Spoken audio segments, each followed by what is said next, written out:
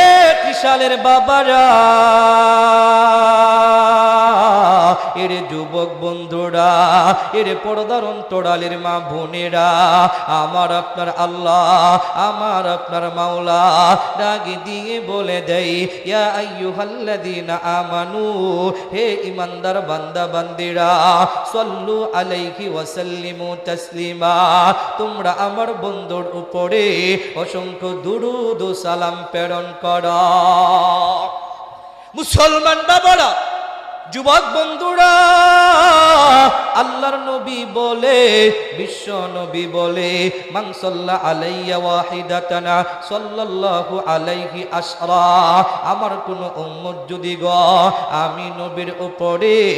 একবার দুরূদ শরীফ পড়ে, সাথে সাথে আমার আল্লাহ তার উপরে 10টা রহমত নাজিল করে দেয়।